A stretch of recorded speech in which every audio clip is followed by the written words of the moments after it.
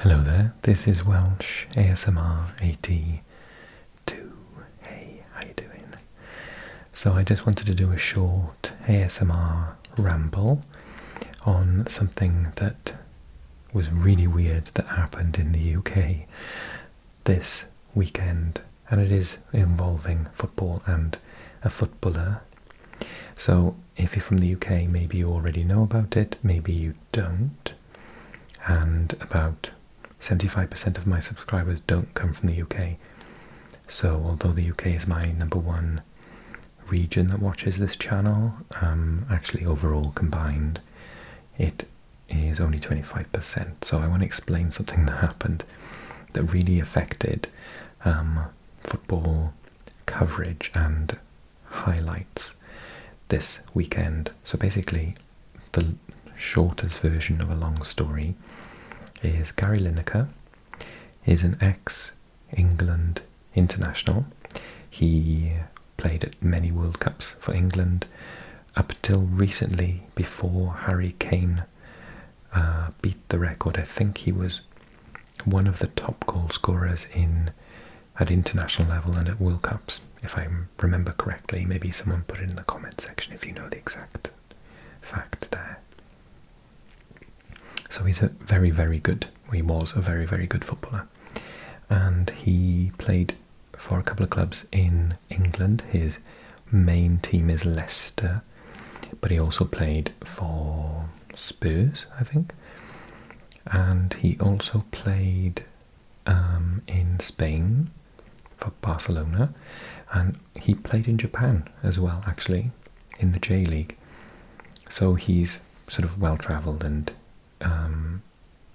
very well liked, actually. So he is the presenter of a program called Match of the Day. I don't know if you get to see it on the BBC, our public network station, but basically every Saturday night he hosts the program, and he is a freelance journalist. Nowadays he's retired from football, obviously. He's like, I don't know, he must be in his 50s, I suppose. And he is the highest paid individual in the BBC, which is public paid for. So we pay a license fee. So it's a bit of a weird situation because it's not satellite, but we all have to pay for this one channel. It's a bit of a weird situation in the UK. And there's lots of debate over whether we should have to pay, because it's quite expensive. It's like over £100 a year, and you have to pay it in Britain unless you can absolutely prove that you don't own a TV. Because even if you have a TV and you say you don't watch the BBC, people still can try and make you pay. And it's never happened, but it is actually in law in the UK that you have to have a TV license, and they do threaten people to take them to court to make them pay money if you don't have one and they think that you're watching television. And all students in university, I mean, probably not nowadays because you've all got like streaming platforms, but in my generation were like harassed by people coming around asking if you have a TV license. The guy knocked on my door and asked to come in, and I was like, no. But yeah, he tried to like come in and check if we had TVs in the house. So yeah, it's like this big deal. Anyway, so he's a freelance journalist, but he's paid like £1 million a year for this program because it is one of the most watched programs, and it's a package of all of the highlights from the Premier League. So it goes on for about, I don't know, 2 hours on a Saturday night, and they show all of the matches, and then afterwards they talk about them. They talk about tactics, formations, performances, analyse goals, stuff like that. It's a really, really good program, and it's been going for like, I don't even know, 60 years, 50 years, and it's just been on every Saturday night, apart from during the pandemic when football stopped. So Gary Lineker, the presenter, who's paid a lot of money, did a tweet criticising the government, because at the minute we've got there's a lot of debate over the amount of illegal immigrants and asylum seekers that are coming into the country through illegal channels, basically by the use of small boats, often from France. And the government have like an obsession about this at the minute, even though we have, being an island, very, very few immigrants and asylum seekers. They get treated appallingly, and in our country they've even, like, this current government hate them so much that they've made an agreement with an African country, I want to say like Kenya, I can't even remember which one, but somewhere where like homosexuality is punishable by death, and we've sort of agreed that we're going to just fly them there if they want asylum in the UK, which is kind of like crazy. I don't even understand why we're doing that anyway. So we're literally flying asylum seekers to Africa to live in this African country where there's no freedom of sexuality, of speech, of anything. The whole situation is absolutely horrific. Anyway, Gary Lineker said, you know, because the government are using really poor language to describe them, calling them like a swarm, dehumanizing them, and you know, treating them as though they're insects. He tweeted, but he's tweeted from his account. He didn't say it on the program. He is a freelance journalist. He doesn't work for the BBC as such. They contract him to do this Saturday night program, but you know, he doesn't work with them. I don't think, you know, they may not even like give him like a pension or whatever. He's a freelance journalist. He pays them for his time. So the opinions are his own, and he said that the language that this government are using about illegal immigrants and asylum seekers coming into the UK is similar to that which was used in the 1930s in Germany, hinting that this party that we have in control at the moment, the Tory party, are very, very, very right-wing, and to the point of being a fascist government. But he didn't actually say that. He said the language that they're using is similar to that was used in 1930s Germany. And because, so in this government, the last 4 years have been, since Brexit really, have been really, really bad in terms of corruption, and to the extent where the official global corruption rating for us has plummeted, and we've dropped a number of places in the world rankings. We were in the top 5, and I think we're not even in the top 10 anymore, because this government just like give our money, you know, taxpayers' money, to their friends. Like, I'm not even kidding, but I'm not going to go into the details because I'm trying to keep on the football side of things here. And yeah, they're basically quite corrupt.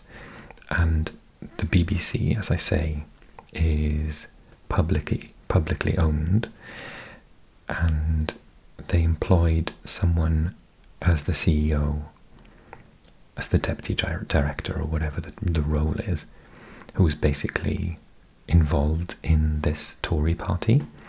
And when he came in, he said that his job is to have complete impartiality, because they need to stay neutral and not be too biased with their news stories to the right or to the left.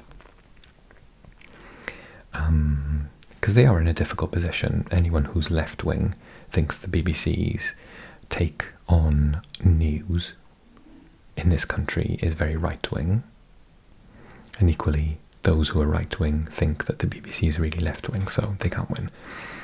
So he basically, his first thing that he did was help Boris Johnson, the previous Prime Minister, get an £800,000 loan with sort of financial guarantees from the BBC, which is like illegal.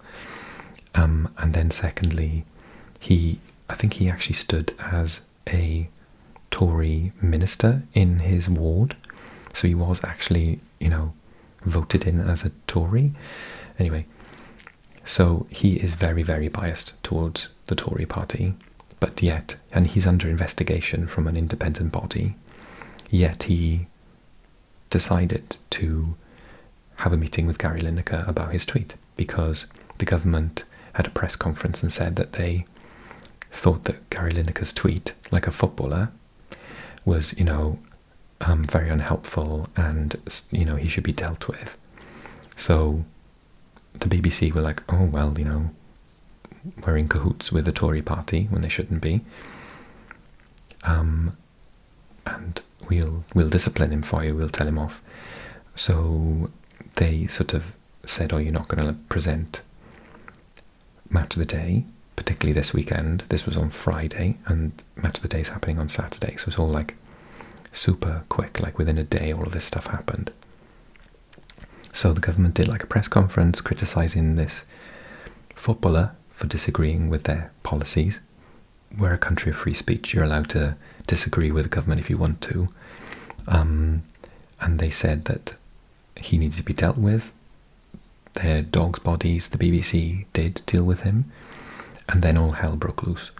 So basically, they printed a story themselves saying that Gary Lineker agreed to step down for the weekend until they could hash out a clearer policy on social media and what they're allowed to say. Bearing in mind that there is a social media policy, but it only should work for political correspondence with the BBC, not sport correspondence. And as I said, he tweeted this from his personal account, nothing to do with his work life, he didn't say anything on air. And a couple of their political editors own right-wing newspapers, so how can they do that, and yet a footballer can't just do a tweet? So basically they thought at this point, the government were like happy because they're like, okay, yeah, this high profile follower with millions of Twitter, because he's very, very famous in the UK, millions of Twitter followers, he has been dealt with by our friends in the BBC. And everyone was like, you can't do that, that's not okay, that's stopping freedom of speech. So the two people who were supposed to be presenting the show with him, which are Alan Shearer, one of the greatest English footballers of all time, and Ian Wright, Arsenal legend, both said on Twitter, we've spoken to the BBC, we are not doing it without Gary Lineker, so we're not going to do it. And then this like tidal wave of sports pundits, ex-footballers like Jermaine Jenas, for example, and lots of other people, all tweeted saying, I've told the BBC I'm making myself unavailable for this weekend, I'm not stepping in. And to the extent where then football commentators said that they totally refused to do any commentary for BBC, for the highlights for BBC, and then loads of footballers and managers came out and said that they refused to do interviews and post-match interviews with any BBC commentators and journalists. So basically they ended up having, from a 2-hour programme with analysis and interviews with all the the managers and players, they had this 20-minute silent broadcast last night, because I'm filming this on Sunday. I refused to watch it, obviously. And it had no commentary on any of the matches. It basically just had a text at the beginning saying Premier League highlights. They just showed the goals of the first match, next match, etc. No commentary on any of the matches. No interviews with any players or managers, because even Jurgen Klopp came out and said, I disagree with what they've done, I'm not going to do any interviews. And they didn't have anyone in the studio because everyone refused to work for them. So I think as of today, the top guy for the BBC has come out and apologised and said that he thinks he's made the wrong choice, but we're yet to find out whether Gary Lineker will be back next week, whether everyone will just forget about it, etc. So yeah, it's like a really weird situation that has happened in the UK over the weekend that is really high profile because the government have told a footballer that he can't disagree with them, and it's a bit scary, to be honest with you, but there we go. And I've been really unsettled all weekend because that is like kind of proving the tweet right, because if you can't say something against your government when you're like a normal person, he's not a political correspondent, he's not a journalist, he isn't, you know, high up in any organisation, he's just an ex-footballer who currently has a side hustle as it's very high paid, but because he's extremely high profile because of his former job and successes in that job, and he just did a tweet and basically got sacked for it by his employers who are in cahoots with the government. So yeah, Britain's gone a bit crazy this weekend. So I might probably just leave this video here and you can watch it just to try and work out what's been happening in case you knew something was up but didn't know what was going on, or if you had no idea and you live in Germany, Italy. I know I've got lots of you watching from lots of other countries. Lots of Russians watch this channel as well. You might find this very interesting. So yeah, Britain's gone a bit weird this weekend, so hoping that, I don't know what's going to happen, but maybe they'll just apologise to Gary Lineker and everything will go back to normal for next time. But it's set a precedent now that's quite scary, and yeah, it'll be interesting to see your point of view as well. If you maybe don't care, maybe you're not interested, maybe you don't even like Gary Lineker, maybe you think that they were right to sack him because how you appear on social media reflects your employment. It'd be really interesting to hear your point of view because everyone I've spoken to thinks it's like scarily disgusting. So it'd be quite interesting for you to just say, oh no, I don't think there's anything wrong with it, I think it's fine. Everyone's just gone a bit crazy.